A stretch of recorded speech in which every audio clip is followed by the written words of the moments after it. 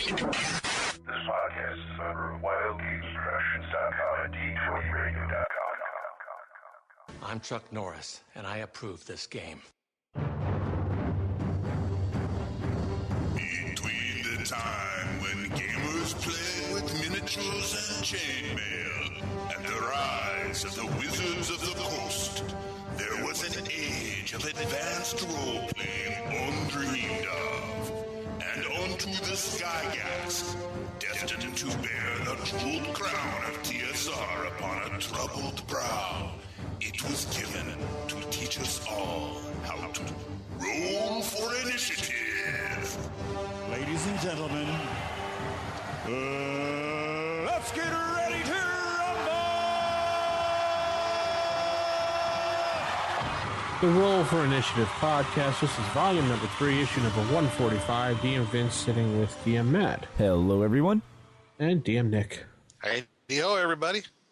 And DM Chad is off this week. He is off doing DM Chad things, so he'll be back next week, hopefully. Anyway, on to the show. So, Nick, what have you been up to in the last couple weeks? Good question. Okay, fine. No, Thank you, Nick. Matt, no, I'm kidding. Stay on target. Just really getting ready for Origins, which will be in a couple of weeks from now, since we've from the recording of this show. Okay. Other than that, doing more with the new Castle Greyhawk campaign, which is coming along really well.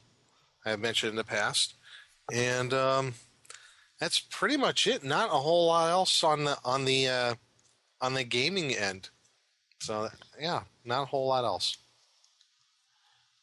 Okay, for me, I've been running my bi-weekly AD&D life campaign, pretty much, so to speak. No epic stories, just running a weekly campaign. I'm going to be, in August, switching over to West End Games Ghostbusters for a while. Oh, cool. Yeah, run that for a little while, see how that runs. Give a little break from D&D and go back, recharge the D&D batteries, the usual. Mm-hmm. And getting ready for North Texas RPG Con this week, depending on when this goes out. And either will happen already or is about to happen. It all depends on when Matt's pregnant ankles let him actually do something. Yes. Yes. Just pregnant ankles. Yes, they're very, very, very pregnant ankles. Not so Matt, just pregnant, but very pregnant. Yeah. What have you been doing with your pregnant ankles there? Not a whole lot, because, the joys of you get a strep, and then next thing you know, the fat tissue in your shins are swelling up to the size of grapefruits. Wow. Not fun. But, so really not a lot of gaming. I did make a purchase, so I finally picked up Toon and the Toon Ace catalog. So. Oh, good. Cool. Yeah. Oh, yeah, cool. Yeah, I found both of those at Half Price Books for $15 total. So I'm like, I have to buy these. Toon is such a great, one-shot beer and pretzels game if you've got nothing else going on. Oh, absolutely. It's one of those, here, let's just have some wacky, silly fun and just go crazy and have a blast. Mm-hmm. The problem with that game is, other than being really, really fun, that's not a problem, though, is that if you throw some really hardcore D&D players into it, they have no clue what to do with their own Right. game. They might hate it. Albeit, I am curious at this point, what if you tried running like a Sin City-style game in Toon? That would be interesting. Yeah, just you take the Toon rules and all the Toon logic, but make it Sin City. It's like, there's this web show from a few years back called There Will Be Brawl. It's basically the Nintendo Super Smash Bros. Arcade game, the video games, and all those characters, but if you were to throw them into like a Sin City type noir setting. Oh my gosh. Mario's a drug addict.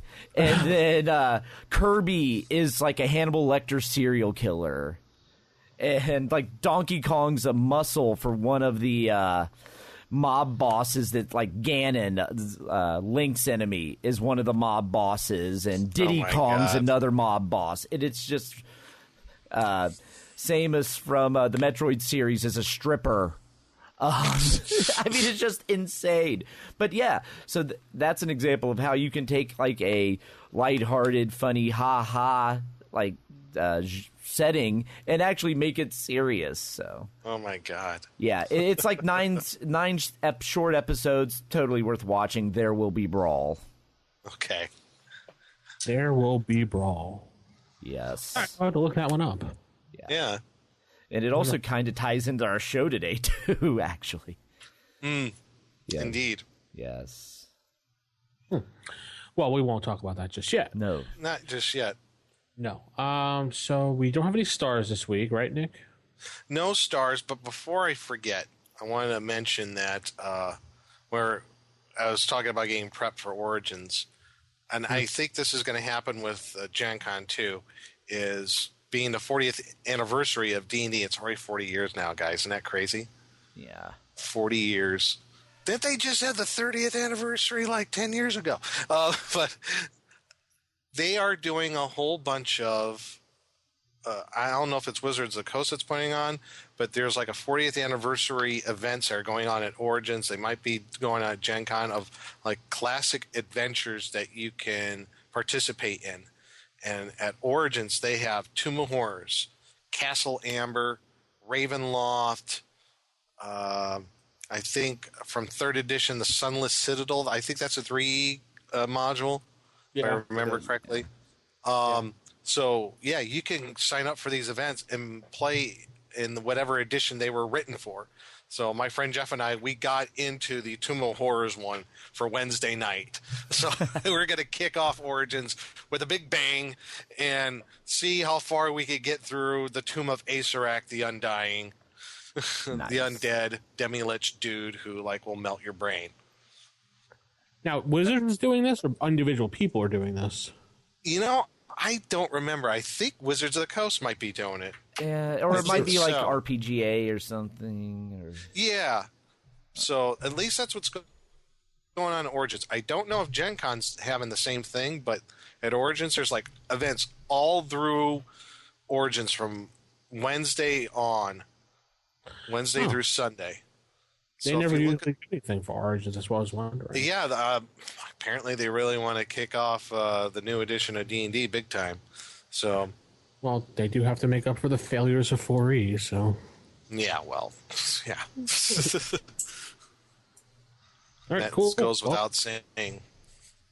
if you're at Origins, look up Nick and Matt and meet up with them. Wear your RFI shirt if you have one. If Matt, when his pregnant ankles, will let him go. Yes, yes. If the pregnant ankles cooperate, because the other side effect of having pregnant ankles is walking long distances is not fun. Did Chad say he was going to be there? Yes.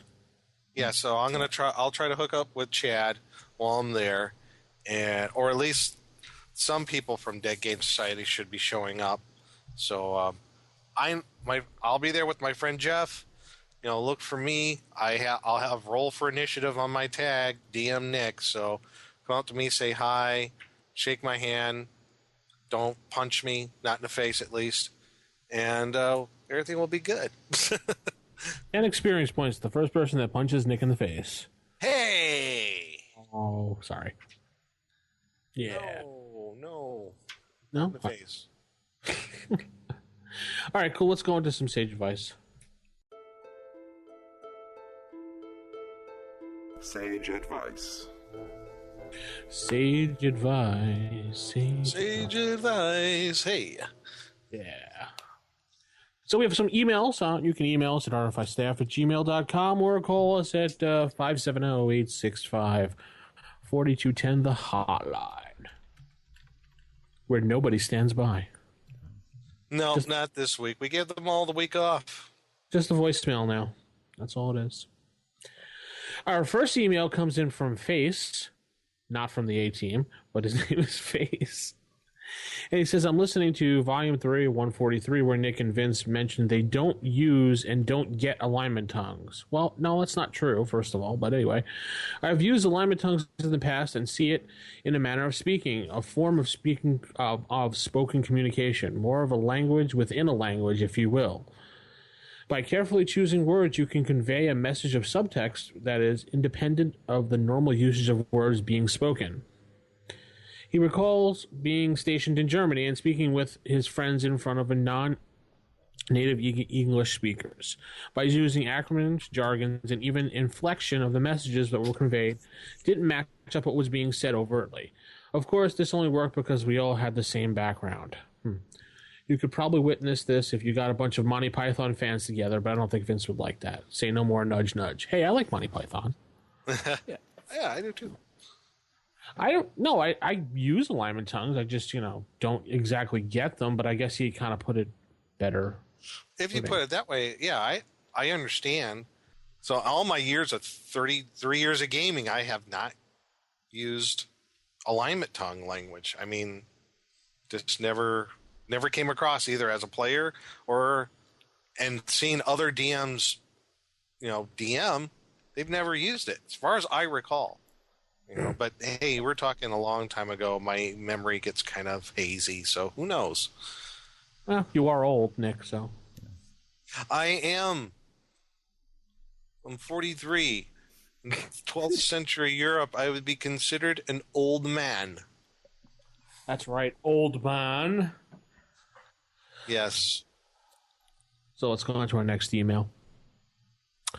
I am hello, esteemed DMs. This one comes from David D. He says, or DM David D, excuse me. I am midway through listening to your beginner's guide episode. Like DM Vincent, I don't currently use weapon speed. However, after listening to the podcast, I think it might make the players put more time in considering their weapons and add a little more realism to combat order. My question to these hosts that use weapon speed is, how do you use strength to offset weapon speed? Currently, if a player has a 17 strength or higher, they would be able to swing that giant two-handed sword a little quicker. Thoughts? Thank you, and keep rolling. Well, considering that I don't use weapon speed, I don't think anybody on the podcast uses it, to be honest. I don't even think Chad uses it. No. Chad's used it, I think, in the past, but it's not something he consistently does. Yeah. I've never used weapon speed myself. Again, like alignment tongues, haven't ever used it. Never seen it used. Doesn't mean you can't. No, and I mean, I can see the benefit of using it. It does make the differences between swords and pole arms a little more important. Yeah. So, I mean, I totally understand using them, and it's just, for me, it speeds up combat by not. And that's my primary concern. I know. Yeah. As for, though, saying you have a higher strength value, so therefore you can swing your sword quicker, strength doesn't always equal speed, and it's also more. And really, when it comes to swinging swords and things of that nature, it's more technique than raw power. Right. So I wouldn't give them like a weapon speed adjustment just because they had higher strength. Now, if you wanted to go and say, like, oh, since you have, like, weapon specialization, maybe you shave one off the speed or something, I could see that.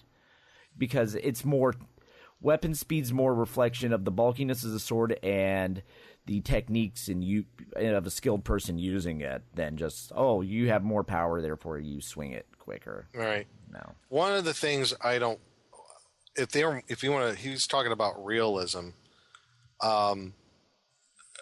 this is where, in my opinion, weapon speed breaks down. Because if you're just going to use – if your argument is weapon speed is a factor of like being realistic, yes, a dagger is faster than a halberd. But seeing actual combat, and I've seen this because I've done a few years in the SCA, that person with a halberd's going to knock that person all the way around if he's armed with a dagger. Yep. Because he's got the reach. Right. He's going to keep you up. He's going to keep you like 5-6 feet out, and you're not going to get near him. That's why I think the thing with weapon speed, if you're trying to come with that argument about being quote unquote realistic, I don't think it holds any water. Right. Until you start actually measuring the inches between characters in combat, you're not going to get truly realistic. Because technically, the biggest thing in like melee combat is managing distance. Right, and technically, if you have something like a polearm or two-handed sword, or something with some length to it, a lance, spear, trident, whatever it may be, you're going to technically go first in melee Yeah. because you got the weapon reach. Right. If somehow your opponent was able to get past your reach, you have a minimum distance you need to keep to be effective, and once that gets breached, your spear's kind of useless. Maybe. Well, I'm just thinking like if you're within like 6 inches, like almost like chest to chest, your spear isn't doing much. It's a glorified bow staff at that point. No, it is not. Whereas that is dagger correct. at 6 inches is really effective. You choke up on the spear. That's all. You could. Yeah. Or you just Different melee weapons have different effective ranges. It's just that we typically don't choose to bog ourselves down with that in melee combat. And there's the rub, right? Because I'm sure you're the same way. We want to keep it as simple as possible. Oh yeah, definitely. Right. And I don't even do initiative like by the book anyway. I use detail and initiative, so that's how I do it. I think DM Mike said it the best from Save or Die podcast. He noticed, and I kind of agree with him.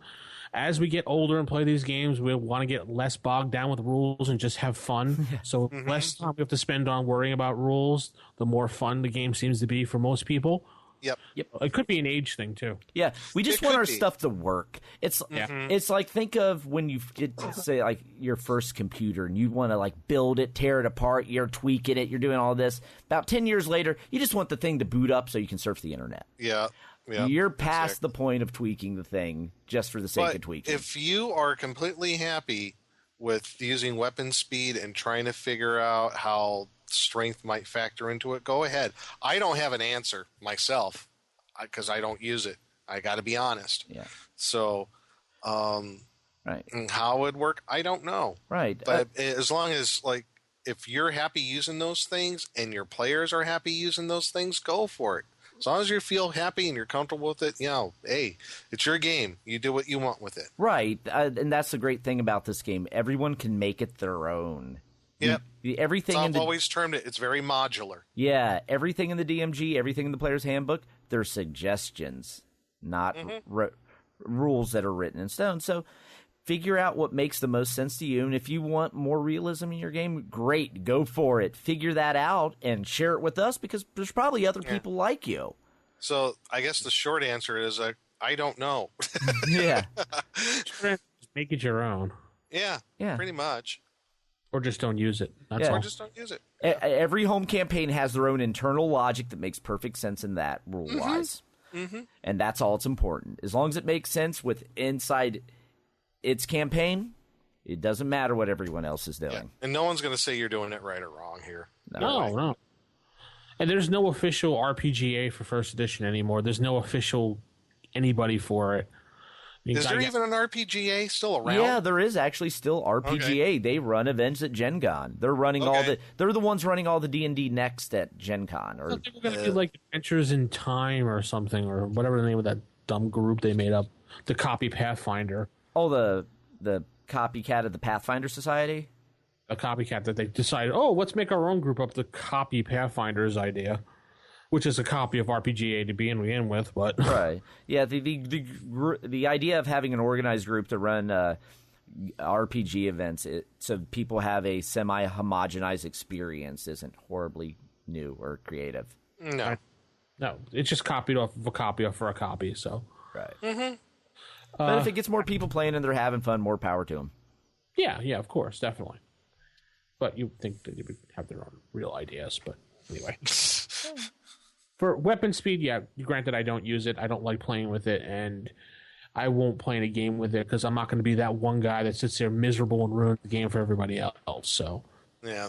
I'd rather just sit out of the game and just watch or play my own game with some other people rather than ruin other people's times. That's just me. If you think I'm a jerk for that, then let's go on to the next email. Well, I think that's fair. I mean, why should I ruin other people's times? But why should I be that guy sitting in the game ruining it for everybody else? Because I don't like that one role. Good point. I'm with you there. Wouldn't you rather me just leave? Yeah, I would. Get out of here now. Leave. Go. That's been issue 145. Okay, so our next email comes in from Steven. He just wants to send a quick compliment. Thanks for sending chills up my spine with the Tales from the Dark Side music used in the feature intro. That intro always used to creep me out whenever the show came on. I was more scared by the intro than the show. Steven.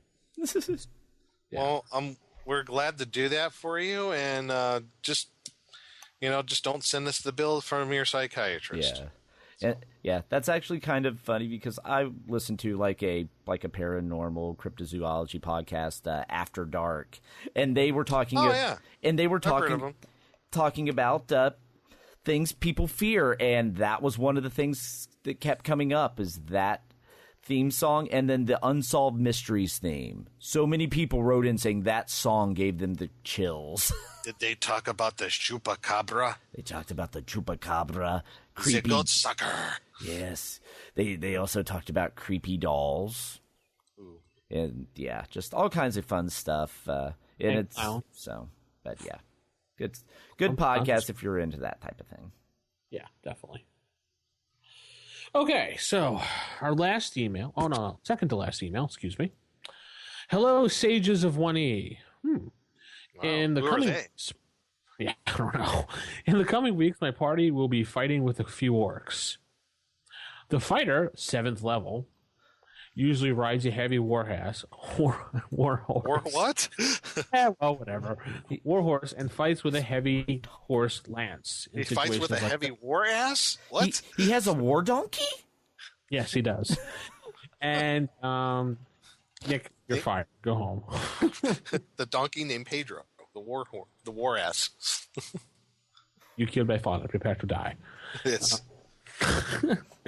With a heavy warhorse lance in situations like this. Can you give me a quick primer on how to treat this combat? Should I give him one pass with the lance and then wait around to turn around and get set to charge again? Should I give the crowd of orcs a few attacks on the horse as it goes by? Any help is appreciated. Thanks for the podcast. You guys are great. Adam.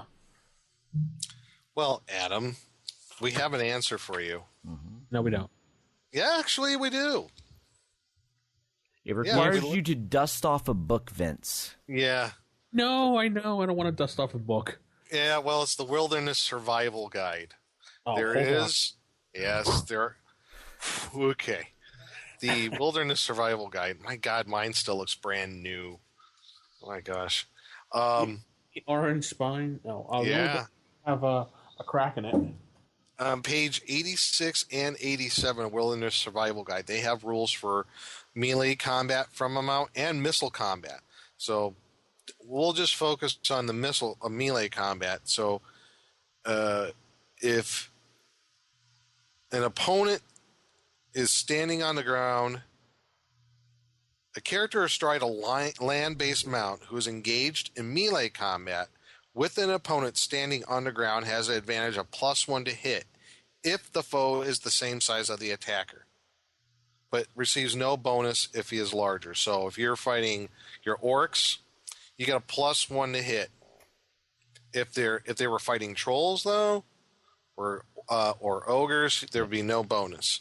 But on the other hand, a mounted attacker must take a -1 penalty to hit against an unmounted opponent of smaller size. So if they were fighting goblins or hobbits, yeah. You would have a -1 to hit. Yeah. And a character who is on foot and fighting a mounted opponent, so this is for your orcs, they have a -1 penalty to hit regardless of the size of the opponent. However, if the character's to hit roll is exactly the number he would have needed to hit his foe, otherwise his attack hits the mount instead of the rider. So if your to hit was like a 14 and the orc rolled a 14, he hit the mount. Mm-hmm. So you have to roll better than that 14 to hit the rider, apparently. Right. Character on foot can choose to strike against the mount instead of the rider, which can often be a good tactic. And they have some rules on flying mounts, But that's pretty much it in a nutshell.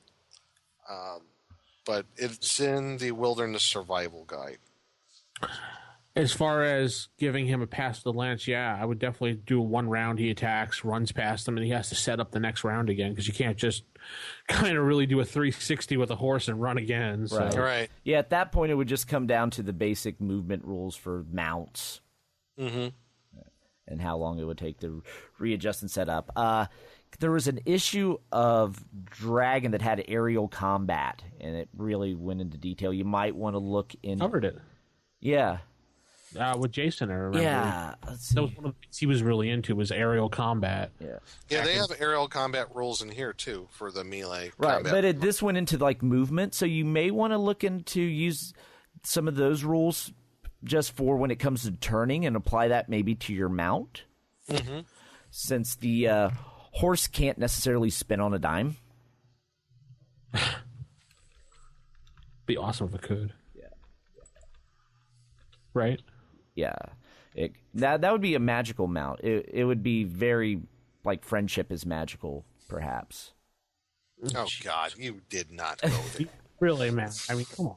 I mean, really. I have pregnant we ankles. have a certain amount of decorum on this show, and you just crossed the line.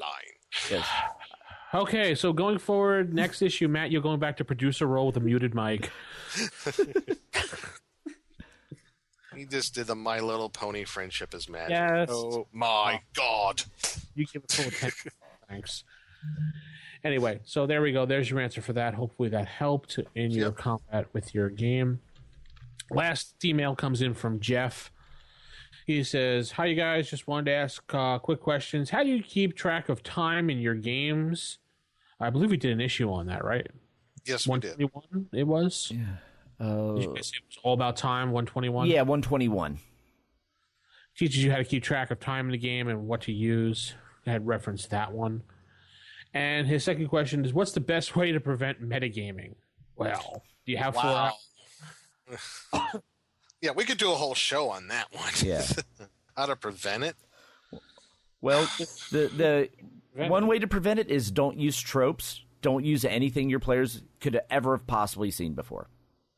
That's one way. Impossible. No, that's way too much work. Second thing is, the better way is just have your players buy in and get caught up into the role playing. At which point they won't metagame because they're so into their characters they think like their characters. Well, that's the thing. Yeah, you have to be. I guess Reader's Digest form. It's a matter of trust. Yeah. If you're with a group of people that you've known and you trust them, then they won't metagame. They won't take things that they know that's player knowledge applied to their character knowledge stuff and ruin things. That there's an amount of trust there. And I guess that's the only way I could explain it. Now, that's easy to do, I would say, for the most part, in a home campaign, because there's people that you meet them all the time, right? Right. Now, at a convention, there's no way you're going to get around that unless you announce right up front, okay, this is the game, and rule number 1 is no metagaming. I mean, you could do that. It's going to be an unspoken rule, dude. Right. It is kind of an unspoken rule, but there are people, they are gaming the system when they metagame, Right. They're using what they know about the rules and how things work in the game system, in the game mechanics, and using them to their advantage, even though we know that their characters would have no freaking knowledge of that, how outside of their worldview of what the game world is. So there are people like that. They game the system. They're not gaming in the game world per se.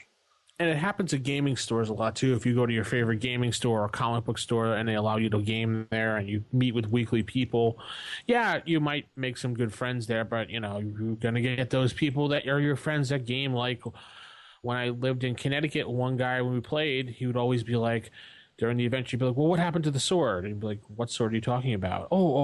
Never mind. Mr. I read the module ahead of time. So. Oh, yeah. Yeah, it was always like, well, there's a +1 sword here. Where is it? Oh, there's no +1 sword here. What are you talking about? I read the module. I said, well, now you no longer have that sword. Good luck in defeating that monster at the end that you read about.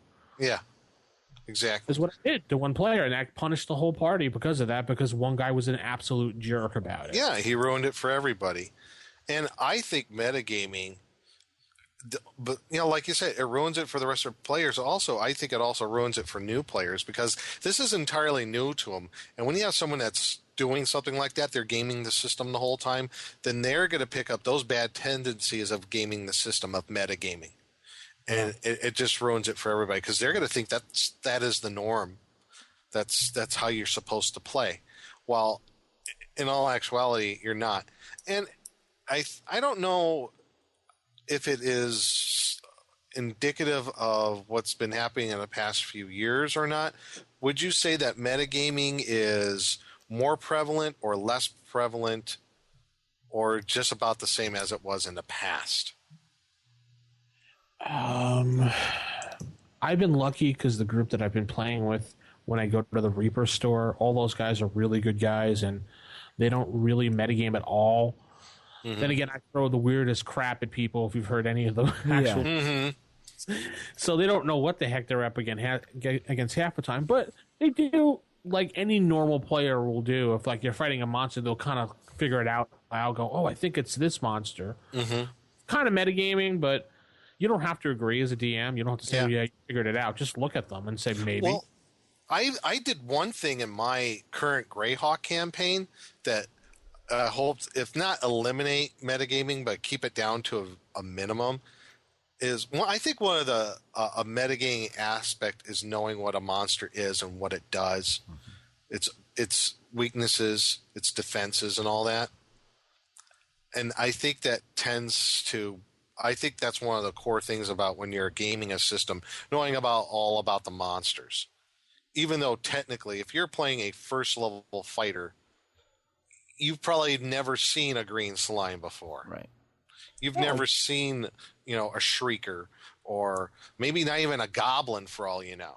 Well, I'm going to say you might see goblins, kobolds, things like the little low-level creatures, because a lot of those attack villages when looking for food and everything. So you might have seen them. Or heard of them. You may not have seen it firsthand, but you've heard someone. It's much like some of your more arcane monsters your magic users probably have read about or seen drawings of in their studies.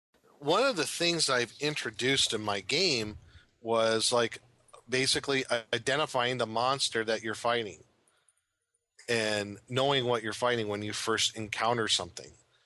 And I made it a percentage roll in my campaign. So I just did something like that and it works. And basically how I worked it out was you take the character's intelligence and wisdom, add them together, divide it by 2, and you get that average. Okay? And that's a percentage. And that might fluctuate depending on what your character class is. Like maybe a mage might have a ×2 to that, or barbarian might have a 1.5 times to that. So you take that score, and then you add that to the frequency value of that creature. Say it's like, I don't know, carrion crawler. Say they first time they're encountering a carrion crawler, okay? Let's say their monster identification is an average of, I don't know, we'll say 13, okay? Okay, so in my Greyhawk campaign, this is what I did. I did something like a identify monster skill for everybody. Yeah. And what it starts out is this, you have your intelligence and wisdom of your character, and you divide that by 2. That's like your baseline score. Well, I'll just use 13. Maybe that's your baseline score. And then whatever the frequency is of that monster. And let's say it's a carrion crawler, because that's what I opened up to in in the monster manual, and the frequency is uncommon. So that's a 20% chance. So I'll add, your 33 to your 13 to your 20. That's 33%. Okay. Now I have some modifiers to that. Okay. So like maybe if you're a magic user or an illusionist, you multiply that by 1.5 and then you do your roll. And then something like that.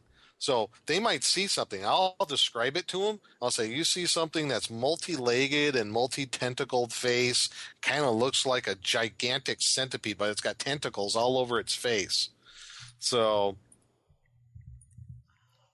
and they'll do their monster identification. And if they say, okay, I made it. So I'll give like 1d4 little tidbits about that creature that they might know. Like I'll say, okay, they get about 9 feet long, that this creature, this carrion crawler has, they can paralyze you with their tentacles, and stuff like that. So they won't know immediately when they see something, oh, it's a carrion crawler. They're going to have to identify it first. And I also say, you know what? Write it down what you've seen, so you won't have to roll again when the next time you see a carrion crawler, you know what it is. So that kind of diminishes the amount of metagaming, I guess, and it brings a little bit of mystery back to the game, especially if you have players who are more experienced. They're veteran players that have been playing for a long time, and I wanted to instill a sense of wonder into the game again. So, and it seems to be working out okay. So that's something you can try. Just something I've experimented with it, and it seems to work. So, give it a go. A little bit of math there, like. But not a whole lot. Even I can figure it out. You kind of gave me a Scott Steiner math lesson there for a minute. So, and that's why they have their baseline score of their monster identification already written on their character sheet. So right. So he had a 33% third chance of winning, and never mind. So no, it's just monster identification. It's a skill that I've introduced, and some classes are more skillful than others. So illusionist is probably going to have a magic user is going to have a better time identifying maybe something than a fighter. Ranger probably more so than some other classes. Stuff like that. Nick, you have to look up Scott Steiner math. I don't know what you're talking about. It totally went over my head. So we have a voicemail this week. If you'd like to leave a voicemail, 570-865-4210, the hotline. So I'm going to kick back and play this message, and see you in 2.5. Hey, guys. DM Jesse here. I wanted to share a story with you that was inspired by one of the scenarios that you came up with on the last show from the role-playing aid, small... Little Big Spaces, haunts, and that's when you were in the when you came up with the burial mound with a loud boom. I actually experienced that in a real life adventure when I was a teenager with a friend and his dad and my dad. We went to an island in the middle of the Mobile River Delta down in South Alabama. And we were going to look at some Indian mounds on this island, burial mounds. And we went to the biggest one on the island. We went there by boat, and just the four of us, kind of winter, so we were dressed formally. And we went up there, and people had been digging on this mound and everything, and been kind of pillaged a little bit.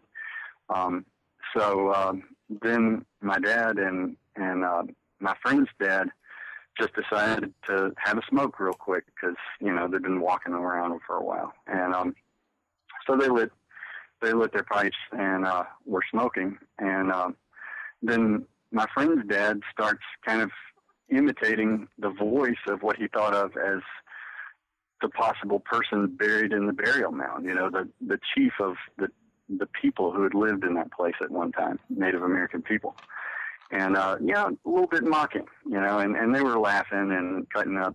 And then out of a clear blue sky, I kid you not, a bolt of lightning struck a tree on the mound. and we ran like heck to another one of the mounds on the island. I don't know what made us want to go to another mound, but anyway.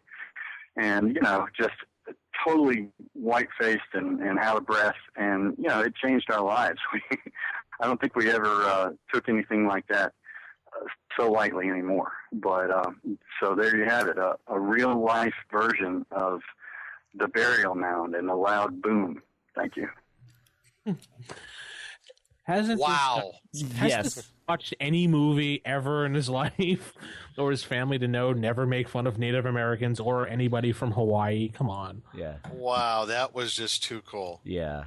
Do not take the lava rock from Hawaii. Yeah. Do not be. Wasn't that a Brady Bunch episode? Yeah, that's what we were referencing. Yeah. Yes. Don't take the little tiki doll. Yeah. So never make fun of Native Americans if we've learned a lesson in our life. Yeah. Yes. That was especially when wild. you're on top of one of their burial mounds. Yeah, and a bolt of lightning strikes. Yeah. You're lucky it was a warning shot. Yeah. Mm-hmm. They could be a couple dead pale faces at this point. Yeah. Who knows what's Yes. actually buried in the burial mound at this point? It could be.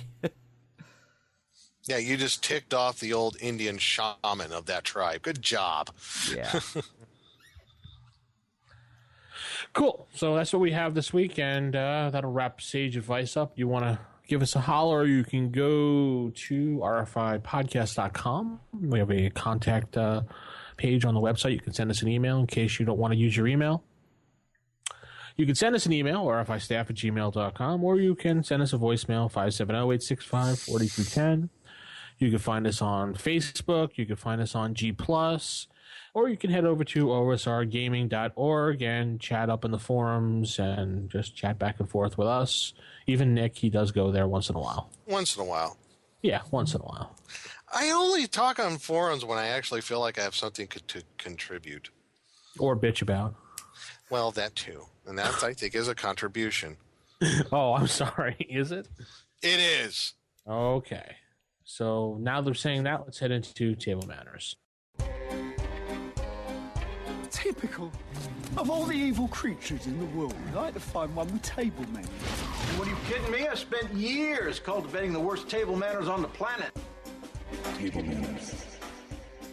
Here we go into table manners, everyone. And this week, I guess we're going to do a quote-unquote round table discussion on types of campaigns, particularly serious campaigns versus silly ones.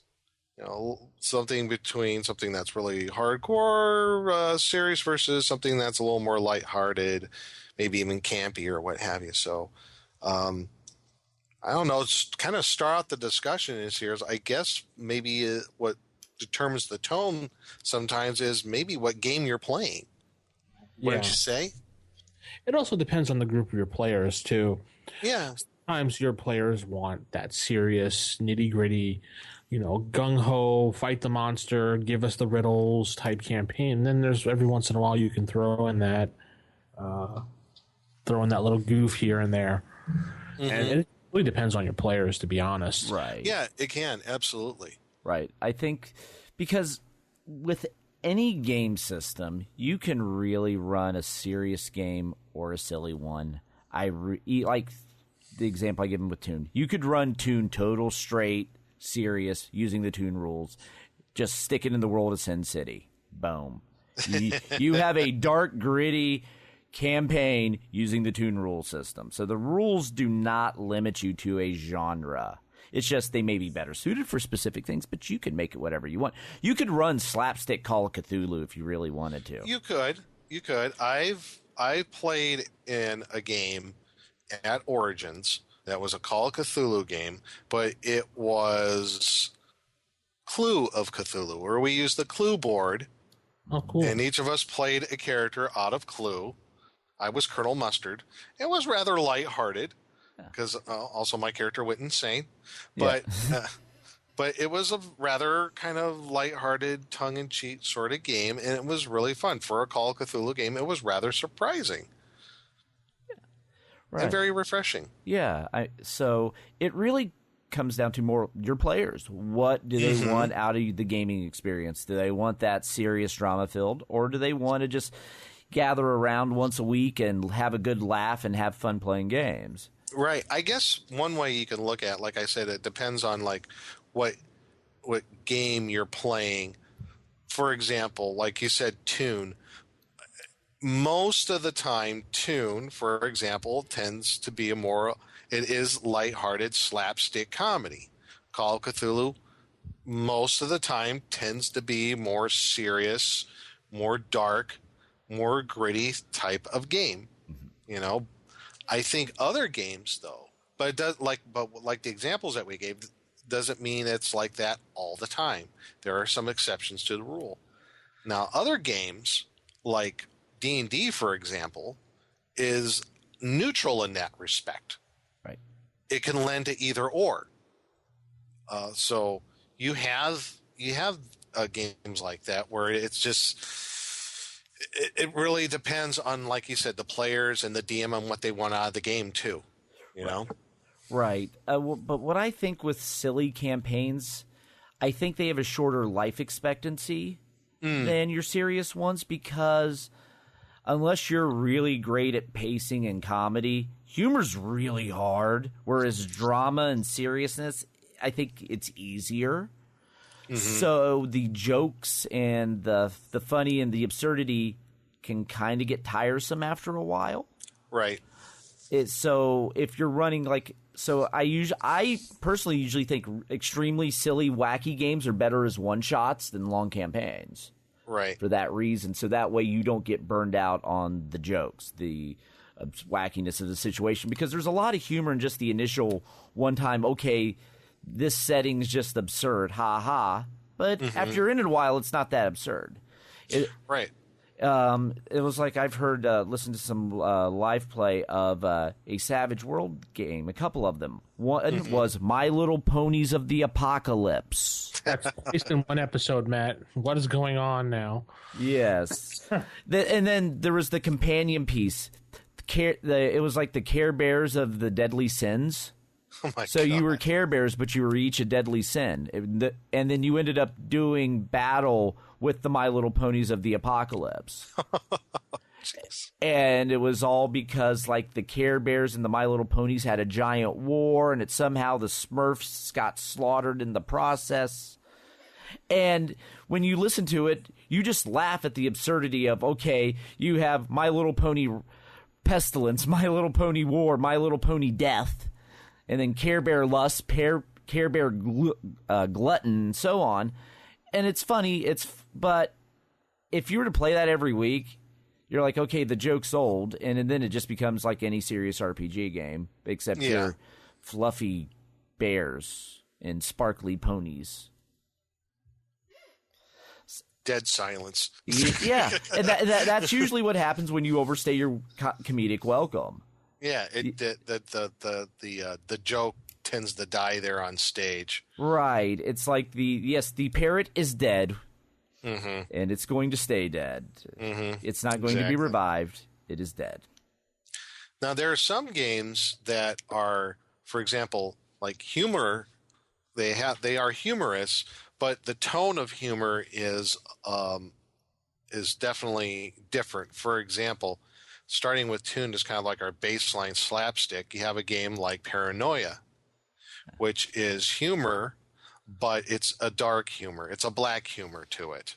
Right. Yes, it has some slapstick points to it, but the humor involved with it is more like, to use an analogy, would be like the movie Brazil. Yeah. It's more Hitchhiker's Guide humor. It's more Hitchhiker's Guide humor, exactly. So there's humor in that game, but it's more of it's a black comedy kind of humor, you know? You have games like... Well, the game I'm going to be running is considered a joke game, too, the Ghostbusters game. Ghostbusters, right. But okay. I would again, that was made by West End Games, right? Yes. Yeah. But I would put that in a category like Paranoia. It's more of a dark humor in some places, a little black comedy. Right. But think of the movies. The movies were comedies, but they weren't wacky ha-ha comedies. It was just they had some funny one-liners. But you could totally play those situations straight, too. Sure. And have, absolutely. like, a scary, dark movie. It can go either way depending on your presentation. Sure. Absolutely. Like, there is an actual play podcast for the Ghostbusters one, actually. Oh, no kidding. Right? Nerdy Games, I think it's called. And it's called Ghostbusters Resurrection, and they use the original Ghostbuster rules. And it's an actual play podcast, so if you're not interested in that, don't worry about it. But it has some really cool, like, they had an episode where they went and fought and tried to find the reason why this ghost with the most was haunting this place, and it happened to be Beetlejuice. So, Oh, how awesome! They introduced Beetlejuice into the Ghostbusters universe. yeah. Perfect. So it was kind of cool how they did that, and that's just an example of what they can do. That actually, I'm thinking about that's freaking brilliant. Yeah. They also introduced the Necronomicon from Army of Darkness. Oh, nice. Yeah. And I guess So that's definitely like a dark humor, black comedy kind of stuff. I like that. They took stuff from the real Ghostbusters cartoon and they introduced it and made it a little more serious. And so you can do whatever you want with those type of games. It doesn't mean because it's that it has to be a joke game. Or I've had people play Ninja Pizza for about 5 games and be serious, which is not a serious game whatsoever. I mean, and another game that lent itself to humor, but it was more of a parody of itself, was Hackmaster 4th edition when it came out. Right. I know people take it seriously, though. I did. Yeah. Let's see, and I probably ran the longest campaign with Hackmaster 4th edition. I mean, 7-8 years. And that was a game where its parody aspect is in there. I mean, you read through the rule books. There's some, funny, kind of tongue-in-cheek humor there. But there's some other things that are actually built into the game. They're obviously, they're humorous elements, but they're like magic items. Like what was that? Gauntlets of wuss slapping, for example. You have Skipping Betty fireballs. Yeah.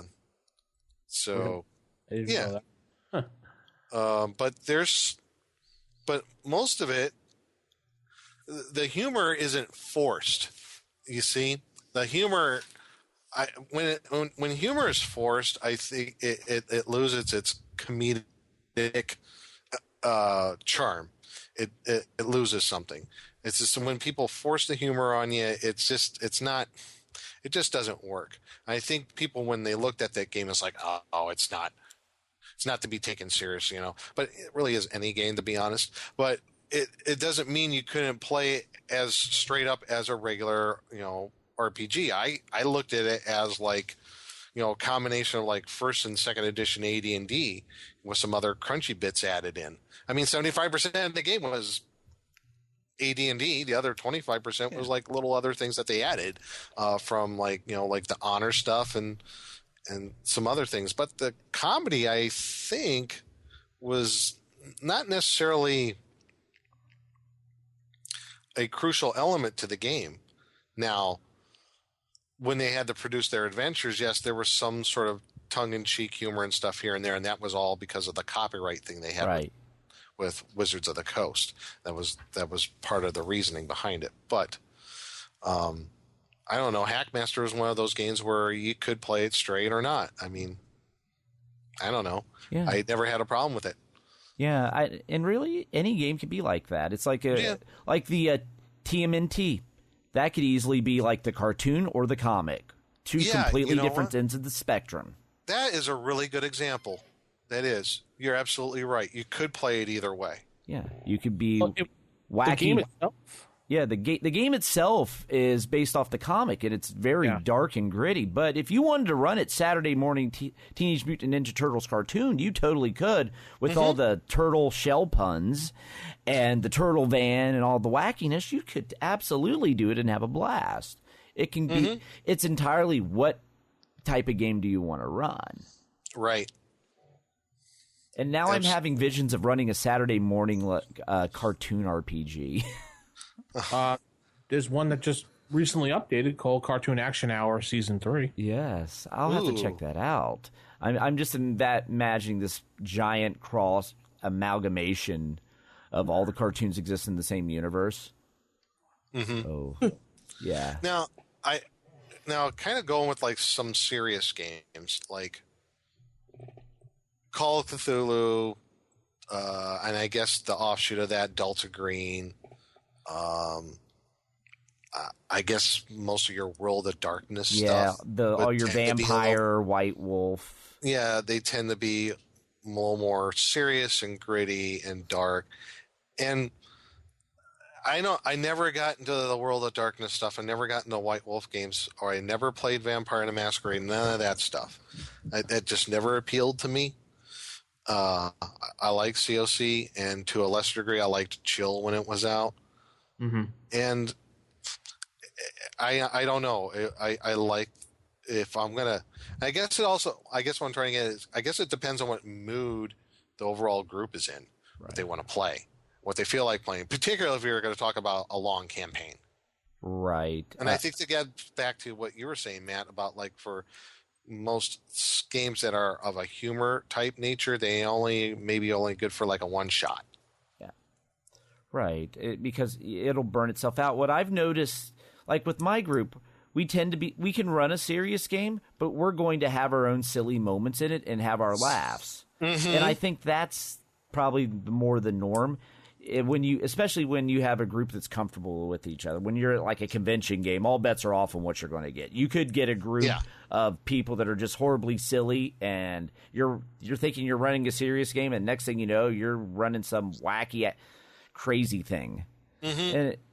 And so with convention gaming or in games where you have no idea who you're gaming with, all bets are off of what you're actually going to get. All you have is a framework, and you just have to roll with the punches. You're absolutely right when it comes to con gaming. When I went to Gen Con and ran a couple games for Dead Game Society in 2011, was it?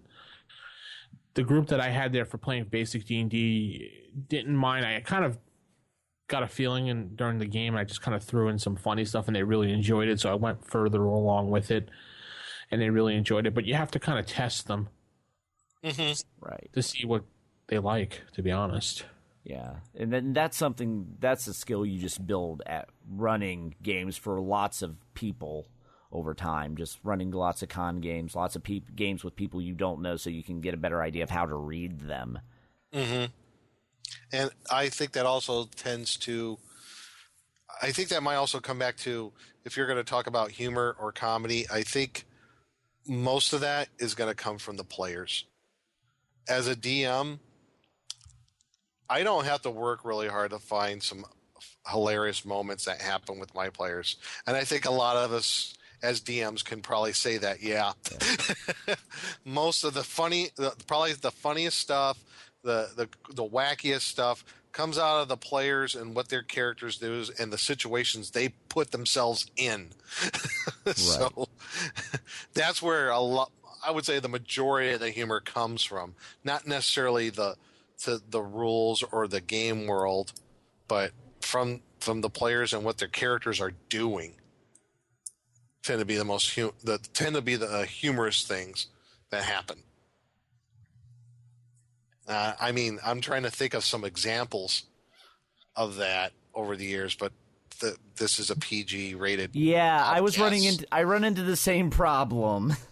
Actually, I could think of one. For example, Against the Giants, they were going through. We were doing that adventure. We were playing Hackmaster and doing their version of Annihilate the Giants. Still same adventure, pretty much. Not a whole lot different. But there was two characters, and it was at the very beginning. It was these dwarves. They had their crossbows, and it was at the very beginning of the Hill Giant outpost, right? Okay. They're climbing up they're both climbing up ropes to it was a lookout. It was one of the lookouts. And they were rolled for surprise or something like that on the Hill Giant, but they both rolled a 1 for their to hit. They both fumbled. Okay. they hit each other with their crossbows. So I rolled it and I played out. Okay, so this is how it pretty much happens. You got so excited that you caught a hill giant asleep on post because he was drunk that when you drew your crossbows, you shot each other in the chest. So, yeah. Humorous things like that, and trying to picture that scene. Things like that when one of the dwarves died, they didn't leave the body, so they found these barrels of salt, so they stuck the dwarf's body in a barrel of salt to keep it preserved. That dwarf is still preserved in that barrel of salt to this day. Wouldn't it be like beef jerky by then? Or? Yeah, it's dwarf jerky now. Yeah. It's pretty much. But we still got the body if they want to do a resurrect on it, or a reincarnate, or resurrection, or a raised dead. So if we ever go to back to that campaign, that's been going on 7 years now that one dwarf is in that barrel of salt. They could if they wanted to. It's like, still got the body. It's been preserved in salt. It's a little chewy, but yeah, stuff like that, Now I'm envisioning them anytime a party member dies, they just throw them in a barrel of salt and put them in like a closet for a rainy day. We may need you one day, so we'll just keep you here just in case. Yeah, and those are and things like that, like and you'll get running gags in your group, Yeah. Like one of the running gags in here is like it's made of rock, possibly stone. Yeah, like in my group, like one of the first games we ever played together as a group, one of the players, we were all like trying to look for something in the woods, and this player rolled horribly, so bad he saw when looking for footprints, he saw what he swore was a dragon's footprint. It was just a hole in the ground. He's like, it's a dragon. There's a dragon around here. So from there on, anytime there's a failed spot roll, you found dragon footprints. Oh, God. Yep. Doesn't matter where. It's a dragon. Yeah. I sometimes play like something like a dragon if they failed miserably, like they rolled well, I guess depending on the roll, if it's high or low, I guess if you rolled on 99%, it's like you tracked yourself. Yes. You found your own footprints and you just went in a circle. Yes. You see these feet of looks like a group of 6 people, heavily armed, trying through, not knowing that it's your own party's tracks. Yeah, good job. Yes. Good job there, Legolas, or whoever I want to call him. Egoless? Legolas. Egoless? Egoless would make that track roll and start tracking himself. Legolas wouldn't. But Egoless, he's without egos, and that's sad. Yes. He's just in search for the perfect waffle. And I think as DMs we've seen that, little running gags that the players have made themselves, little running jokes, and just those, like we gave examples of humorous situations that came up in the game that the players have done themselves with their own characters, Right. So, like the one time a player in my group, when he decided to sleep, cuddled up next to a log. And that log was what? It was just he was snuggling with wood. Well, I'll just leave it at that. Okay, enough said. I even had humorous moments in a Call of Cthulhu game last year, I think it was. We were playing the classic haunted house introductory adventure, and where they go down, spoiler alert, everybody, when they go down, they find the Corbin's corpse and it resurrects. I had one character. They were playing a photographer. She was a photographer, a photojournalist for some magazine or some newspaper, and she was like, this thing raises up, and one of the characters, he shoots it like 3 times and it doesn't go down. She's just standing there all stunned, and she just like makes this motion with her hands like she was raising a camera, and just click. Just trying to picture that whole situation. So yeah, there's little humorous things even in Call of Cthulhu could happen. Yeah. So what about you, Vince? You running gags or running I have joke? lots of running gags in my campaign. Like we have this one old wizard called Rupert that I always will bring into a campaign as a joke. He's has one vendetta against one character in the group, or one player in the group, I should say, at this point, because every time he brings his character in, no matter what the character, it's like, hey, you see this old man inside the shop with a long white beard and this little scowl look on his face, his little name tag on that says Rupert, and the whole group will start blasting out in laughter. They know the dealings with this. Or they'll kind of giggle and go, oh no. Oh no. Yeah. Just a crusty old man that likes to just rip off people. Now, one of the things that I thought about when we're talking about serious versus silly campaigns and stuff are, I guess, some of those people where they're playing a game and they think that, for example, if it was Call of Cthulhu, it's supposed to be serious, so it's always serious. And there's those people who, no matter what, they play it that way, sometimes to the point where it ruins the fun for the other people, if you get my drift. Yeah, I know what you're saying, yeah. You know, there's people like that even with D&D, where they say, well, D&D should be played this way as far as being, you know, serious, you know, swords and sorcery, that's how it's supposed to be. And I kind of cock my head. I'm like, really? Have you not read through what the original Greyhawk campaign was about? White Wolf. They had freaking lasers. Okay. Have you not seen any of the readings of Gygax? I know you're not into White Wolf or the World of Darkness, but a lot of the players will like that on there. So. Oh yeah. So if there's a little humor, they get all uppity. Yeah. Yeah, they won't. Yeah. At all. And then there's one other game I think we should mention. What's it's that? a very scary game, Call of Cthulhu. Oh yeah, that one just came out, didn't it? Yes, it did. It came out just a few months ago, and you're ordinary house cats who must oppose the chaos cults of other animals. I might not be. I'm not sure if I'm correct on this, but I did see that at yogsatoth.com. I think it's those folks who do yogsatoth.com. Am I right? Or I think so. It's Cthulhu.com is the name of the group. Yeah, Cthulhu.com there was. Yeah, and it's just wacky, silly, amusing. I wonder if they're the people that also made Cat the RPG too, where you're an actual cat and have to go around pleasing your master. I was like, oh, jeez. They did that for Kinzer and Company, Dog the RPG. You be a dog. So. So yeah, there are those people where they have a game system that they see. And it's like, well, it should always be played that way, as far as either humor or not humor. Yeah. And I find it I get a chuckle out of that especially when it comes to D&D, and I think to myself, that's why D&D is, as far as the humor, is pretty neutral in that aspect. You could run it either way.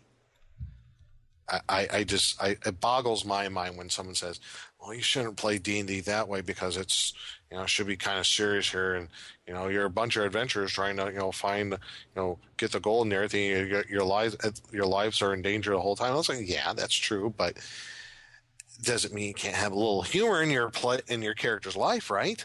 No, never.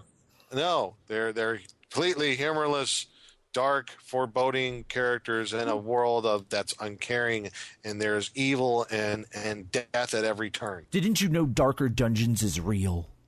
It is? Yes. I want that movie should be coming out of Gen Con, by the way. Yes, the movie will be released at Gen Con. It shall be glorious.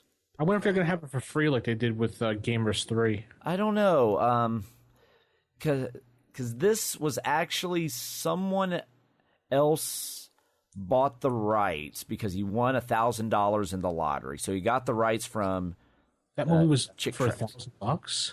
Well, no, the guy won the lottery. Wanted to do something with the $1,000 he won. So he went and got a hold of the guy that does Chick Tracks, and can I make your movie? And he was offered him like the $1,000 to get the rights to make the movie.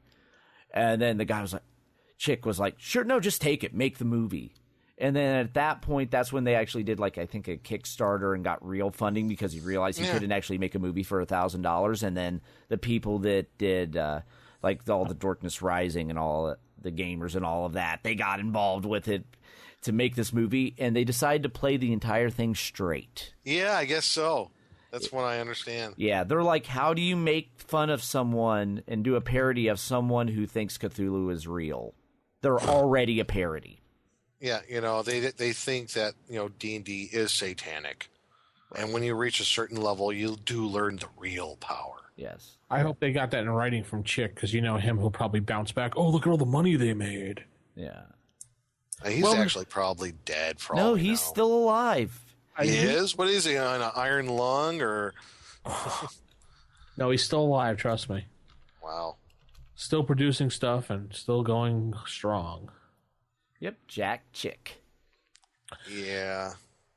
So you have to pretty much, to wrap this thing up, you have to pretty much decide, based on your players, based on what you're doing, where your situation is, what type of adventure your players will like.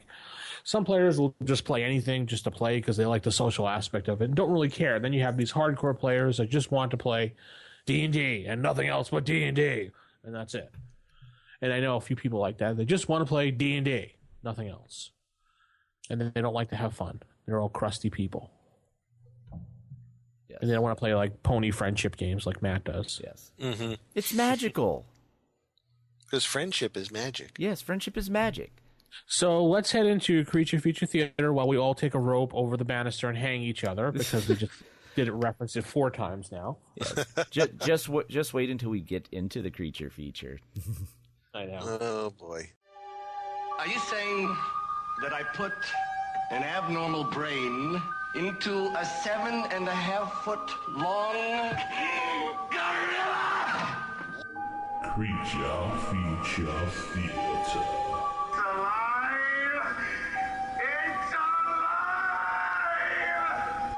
And now in the Creature Feature Theater, I think it'll be safe to say you've probably never done combat with this monster. You've probably never encountered it in an RPG session, but you may have encountered it at your local grocery store. It's your mom. Oh, sorry. No, if only someone could actually stat out my mom. Anyways, this monster is the Keebler. The Keebler? The Keebler, created by Roger Moore, found in Dragon Magazine, issue 36, page 26. Keeblers are hobbit-sized beings, elvish in appearance, and inclined to be chubby. But as far as anyone can tell, Keeblers orient their whole lives to cooking and baking, particularly cookies and cake. Yay! They are generally carefree and sometimes make friends with small children and woodland animals. Aw. Their hearing and eyesight prevent them from ever being surprised. They don't believe in causing mischief. They also have the ability that 3 times a day they can create water, purify food, slow poison, create food and water, neutralize poison, locate objects, edible substances, as if they were a 7th level cleric. So basically, they take up in the woods and they bake things, and they're friends with all the little squirrels and rabbits. They all originate from the Great Nabisco tree. They will never reveal the Great Nabisco tree, even under duress. So waterboard them all you want. They will not reveal the Great Nabisco tree. Waterboard them all you want? What? Yes. It says even under duress, they will never divulge the location of the Great Nabisco tree. So waterboard them all you want. It's not happening. Yeah, take that, Dick Cheney. Exactly. Yeah. Yes, you won't be able to drone that tree. Or will you? Yes. Dun, dun, dun. Ooh, story idea. But before we get to that, Keeblers can once a week, though, however, bake a special sort of cookie that causes the eater to save versus magic at -4 or be charmed by a Keebler. And the Keebler is likely to make you a baking assistant. Or if they're evil, they'll tie you up and leave you outside a monster lair. They're also very good for supplying food to parties lost in the wilderness. So, yes, I'm envisioning, what if you got some more nefarious Keeblers who decided Their little baking empire wasn't big enough, so they decided to enslave an entire town to be their baking assistants, just every day churning away, making cookies, making pastries, making birthday cakes. They're like charmed by somebody. Yes. Yes, the Keeblers charmed this town. What is wrong with Roger Moore? I don't know. It's interesting stats. They say number appearing 1. Yes, they're very rare. I would think like 1d6 or something like that. You would think. But they're only 5% in lair? Because, yeah, they're out amongst the woods. Because But I don't think they their have to be lair... baking all the time? Yeah. You would think... Oh, maybe they're collecting flour. They're mingling. Maybe it should be 50%. Yeah, maybe that's a typo. Because they got Q, S, and X for treasure type in lair. They have no attacks. No attacks. But magic resistance, holy cow, that rivals most demons. 60%. With intelligence high to exceptional. Now, their alignment, I have a little bit of a contention with. It says neutral with good in parentheses. Shouldn't it be uncommonly good? Yes. Well, you know. Wah, wah, wah. And that, my friends, is what happens when you use humor in your game. You end up with puns of that nature, especially if you're using Keeblers. Alignment, uncommonly good. Yes, and now I think though these would be best used with also when you're using a leprechaun, and there's something involving the Keeblers need the lucky charms of the leprechaun. Mm-hmm. Yes. Not to mention, they're also maybe looking for some fruity pebbles. Yeah. And at that point, you end up with a breakfast cereal theme campaign. Great, and I have... Did you just hear that? That was the rope that broke when I went off the banister. Okay. Yes. The things you find when you go looking in the April editions of Dragon magazines. You end up with baking elves as your monster. Ugh. I could top you on that one, Matt. Oh, really? I just found, before we were doing the show, I found the rules for playing Smurfs in AD&D. No way. That is incredible. Yes, I did. I just put the link in chat, and you can add that to the podcast notes. Nice. All right, that's just sick. And then also, if you, on the same page on Dragon Magazine issue 36, page 26, there's also a monster above it. The DM. That's listed as well. No. District Manager? Oh, yes. Sorry. This one is by Blake Ward. Frequency, too often. Number appearing, always one too many. Armor class of 1974 Dwarf Hall. Movement slow. Hit dice, a good-sized box full. Percent in lair, 100%. Treasure type, hordes. After all, somebody must have it, and the players sure don't. Number attacks, your guess is as good as mine. Damage by attack, weapon type, pencil, ruler. Special attacks create fear by the sound of rolling dice. Yep. Special defenses, I quit or you're dead. Magic resistance 100. Alignment, anything but neutral. Intelligence low than non-existent. Yes. Psionic ability, call it what you want, but he can sure make the dice perform in his favor. So, yes. The Dungeon Master. The Dungeon Master. All right, then. Yes. Stay tuned next week when Matt brings us the stats for the Rice Krispies treat, guys. Yes, snack, crapple, and pop. Rice Krispies, yay. Yay. It's just proof positive you can find anything on the internet. Yes. Yes. So I guess that's going to conclude the show on goofiness versus seriousness and all that other jazz. So tune in next week when we should possibly be all back. I will probably throw in some recordings if I can get them properly edited for North Texas RPG Con. Open down with a bunch of people like Frank, Tim, possibly more.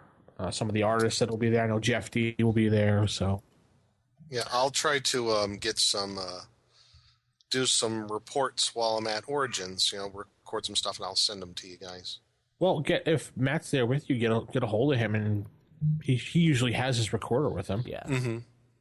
If his pregnant ankles let him Yes, get if my pregnant ankles cooperate, or if I can get the appropriate hover scooter. Get a Segway. No, that requires standing. I need maybe a rickshaw. Do you want to pull my rickshaw, Nick? Not just no, but hell no. That just sounds too way above the PG version of this podcast. So let's get out of here. Keep it old school. Good night, everybody. Good night. Bye, everyone.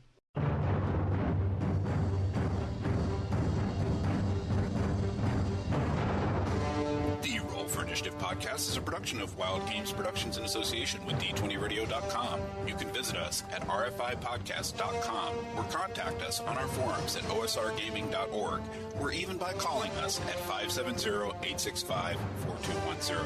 This podcast is produced for entertainment purposes only. All other uses are prohibited.